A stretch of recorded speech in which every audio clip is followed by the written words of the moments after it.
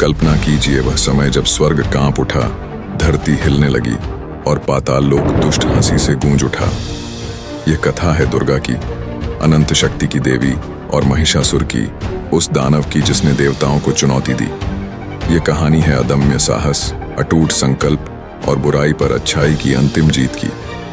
क्या आप तैयार हैं उस युद्ध भूमि की यात्रा पर, जहां दिव्यता ने अत्याचार का सामना किया? आइए दुर्गा और महिषासुर की यह गाथा आरंभ करें।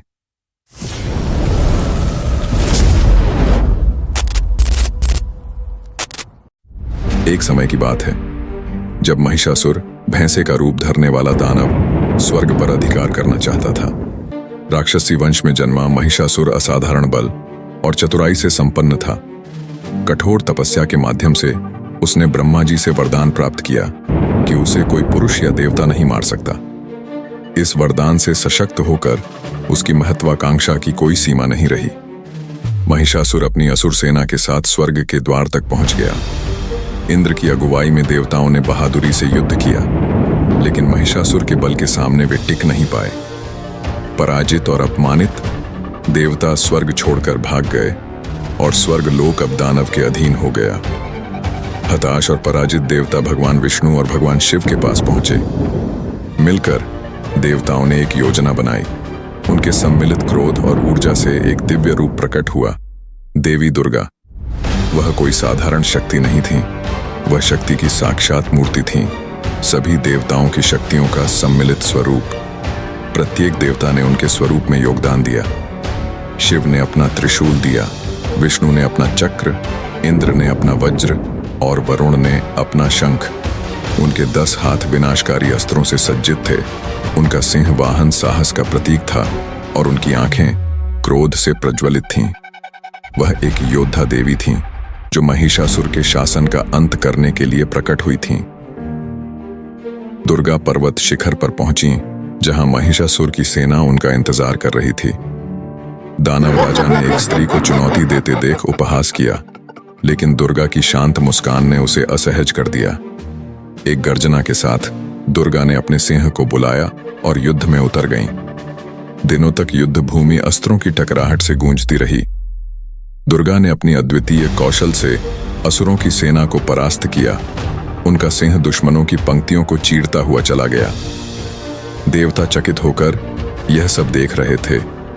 उनकी आशाएं पुनर्जीवित हो गई थीं, क्योंकि असुर सेना दुर्गा की शक्ति के सामने बिखरने लगी। अंततः स्वयं महिषासुर युद्ध भूमि में उतरा। वह कोई साधारण दानव नहीं था। वह अपनी इच्छा से भैंसे, सिंह और मानव के रूपों में परिवर्तित हो सकता था। प्रत्येक रूप उसे और अधिक शक्तिशाली और खतरनाक बना देता था। लेकिन दुर्गा पूरी तरह से तैयार थीं। भैंसे के रूप में महिषासुर ने आक्रमण किया, लेकिन दुर्गा ने अपने त्रिशूल से वार किया, जिससे वह फिर से मानव रूप में आ गया। उनका युद्ध तीव्र और अडिग था। दुर्गा के हर प्रहार ने दानव को उसकी हार के करीब पहुंचाया। एक अंतिम निर्णायक प्रहार के साथ दुर्गा ने अपने त्रिशूल से महिषासुर के सीने को भेद दिया। युद्ध भूमि शांत हो गई और दानव राजा की आखिरी चीख के साथ उसका आतंक समाप्त हो गया। स्वर्ग ने खुशी मनाई, क्योंकि दानव का अंत हो चुका था। आकाश से फूलों की वर्षा होने लगी और देवताओं ने देवी दुर्गा की स्तुति गाई। उन्होंने संतुलन को पुनः स्थापित किया और ब्रह्मांड को धर्म की शक्ति का स्मरण कराया। महिषासुर की हार केवल एक दानव पर विजय नहीं थी, बल्कि यह सत्य, साहस और दिव्य इच्छा की शक्ति का प्रमाण थी।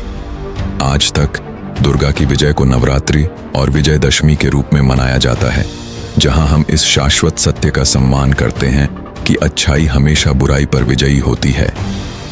और इस प्रकार दुर्गा और महिषासुर की कहानी जीवित रहती है, हमें अपने आंतरिक राक्षसों का सामना साहस और विश्वास के साथ करने के लिए प्रेरित करती है।